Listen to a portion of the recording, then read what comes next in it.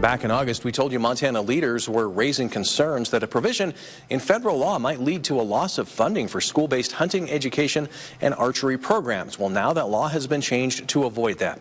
One section of last year's bipartisan Safer Communities Act prevented certain federal education dollars from being used to provide someone with a dangerous weapon or train them in using a weapon. Congress overwhelmingly approved a House bill that added an exemption, saying that restriction didn't apply for hunting or archery education in schools.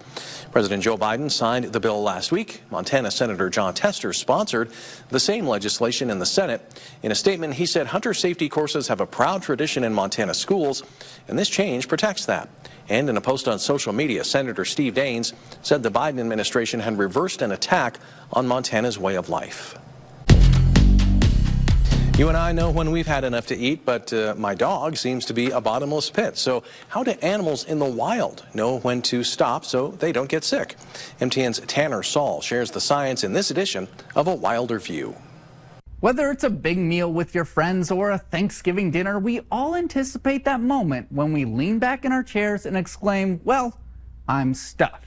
It's a shared experience among people, knowing when we've had enough to eat. For wildlife, much like our extravagant Thanksgiving dinners, there are times when indulgence becomes a survival necessity. Overeating can be a boon in certain situations. Consider the annual spectacle known as Fat Bear Week, where bears bulk up before the winter. Birds embark on long migrations after gorging themselves, and male African lions can devour up to 90 pounds of prey in one go. Their overindulgence is a response to the unpredictable intervals between meals, which could stretch for days or even a week.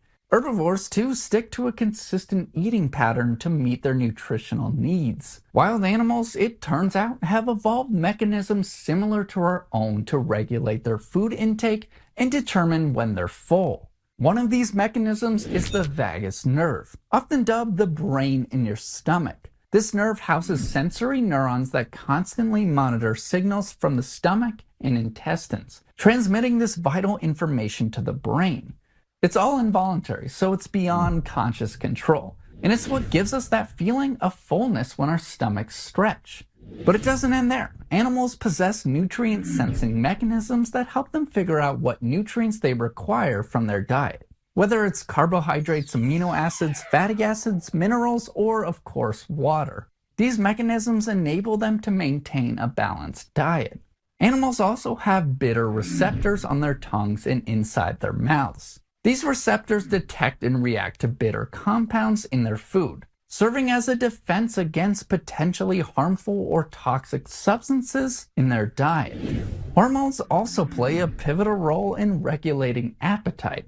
Ghrelin, known as the hunger hormone, signals to the brain that it's time to eat, while leptin signals fullness. In some cases, external factors come into play. Hot temperatures or stressful city environments can cause animals to adjust their eating habits. Social factors can also influence when they stop eating. For instance, wolves may stop to ensure every pack member gets a share of the prey.